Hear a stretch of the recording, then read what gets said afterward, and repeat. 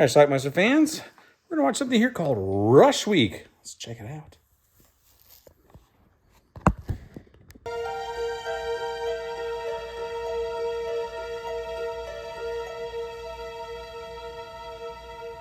So what party do you Pamela Ludwig as Tony, journalism watching student. on the school newspaper, this Cosmo guy. I said, give me a chance to earn a grade. I'm a good reporter. And what'd he say?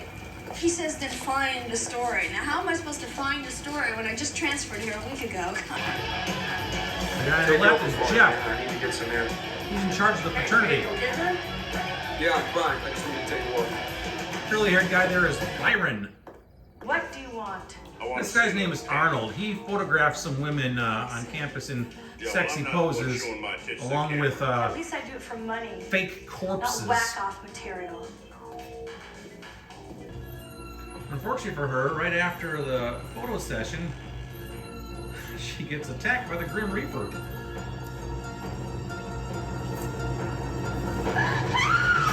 Just getting to know each other. Jeff meets I Tony have a and feeling we know each other, but it's tries to pick her up. Journalism, huh? Is that your major? That's right. Mine's computer science. This is the dean. What is this all about? My roommate, Julie McGuffin. She's missing. That's the girl we just saw in the photo session. I'm very sorry. Tony interviews the dean. Is that your daughter? Yeah. She's very pretty. Does she go to school here? She did until a year ago. She died. Oh, Hey, This is I'm Cosmo. missing He's in Cohen. charge of the school paper. It's very sensitive. Better check it out with Dean Grayo. He's with a topless chick in there too. I can't show you her. can I just talk to you for a second? This is Cosmo signing off. A horse in the living room? There's a lot of hazing between the fraternities. Yeah, did. Like the finger in my spaghetti. Oh, come on, Harv. Let's be civilized, huh? You guys gonna be in the bike race on Tuesday? We're unbeatable. Let's make it a friendly grudge match, all right? Arvin, the movie. So the frat hires this woman to have sex with people, and they charge people $10 to watch her, or $100 to be with her. Now they're gonna play a joke on Are you her. sure you want to do this? I mean, you can't row a boat with a limp rope. Hey, are you awake? It's a corpse from the morgue.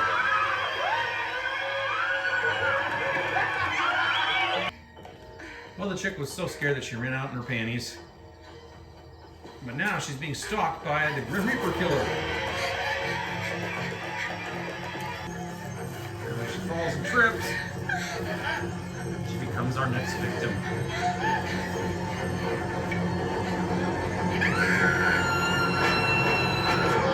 Secretive about him. Being the reporter that she is, Tony decides to investigate They the always missing meet girls. in room 302 of the science building.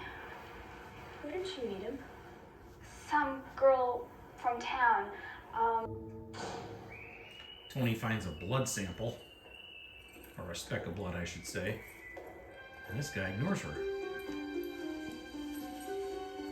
She was letting some guy take her pictures in the science building in room 302. How do you know that? Her roommate told me. And I saw the $100 bills. They had this weird red mark on them, like a cross or something. Look, maybe you can help me. Jeff's been kind of neglecting his responsibilities as president of the house. He won't listen to me.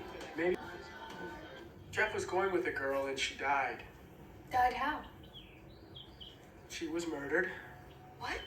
They were meeting on the sly because her old man hated Jeff's guts. It was driving him crazy, but he loved her. And the so old did man I. is the dean. They used to meet at the science. Later on, Tony and Jeff get close.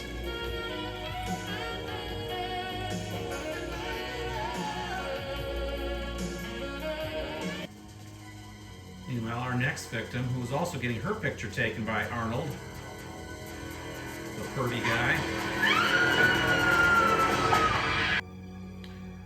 Tony's investigation eventually leads to Arnold, and she breaks into his place, finds his photographs. Of course, he then comes home, and right when he's about to take a shower, she uses that as a means of escape. God damn it. It's your dad. Wasn't your own daughter murdered here last year? Fortunately for all of us, that was an isolated incident. The killer, whoever he was, had his moment of madness. It hasn't been heard from since. Oh, hi, this is Byron. Jeff should be back in a half hour or so. The party Halloween night, started, I aren't you believe. coming? Listen, can you give Jeff a message for me? Tell him to meet me in the science building in 302 as soon as possible. He's not speaking to me, but I'll try. Pervy photographer Arnold is also in the building. Is he our killer? Nope. Early instant messaging.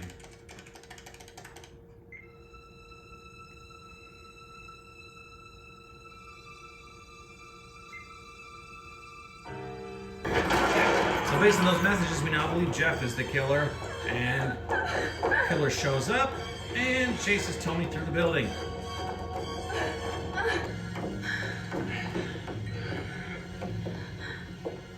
Into the vivarium.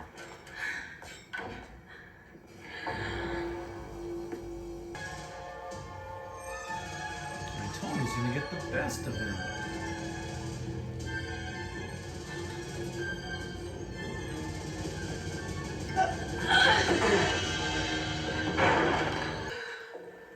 And look, it is Jeff.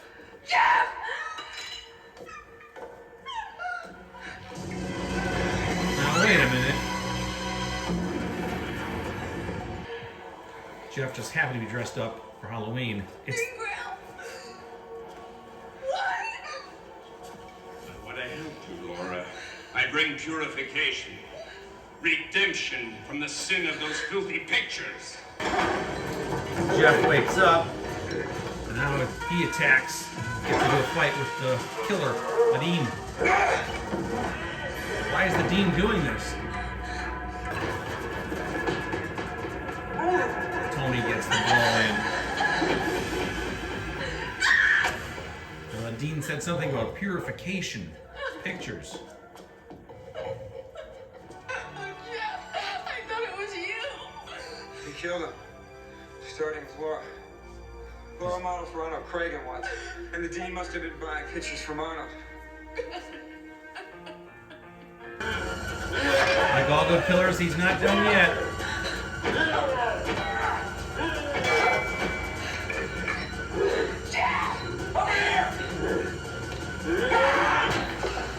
Now that ought to do it.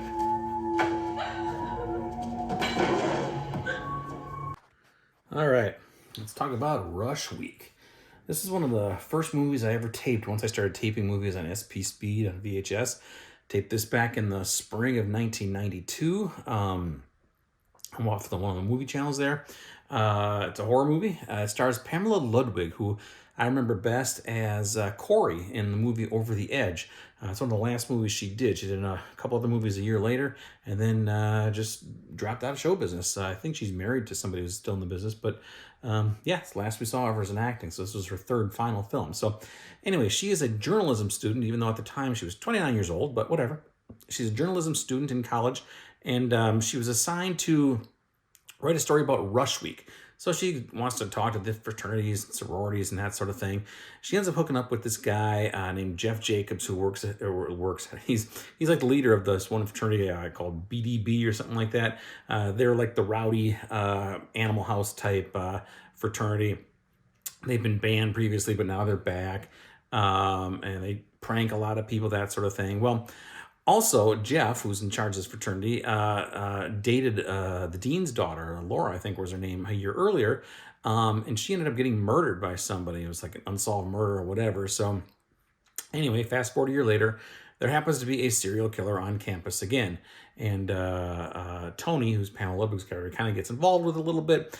She starts investigating that sort of thing, and there's this creepy guy named, I think, Arnold, who's like this big hulking guy who takes photographs, like modeling sessions of topless women alongside fake corpses.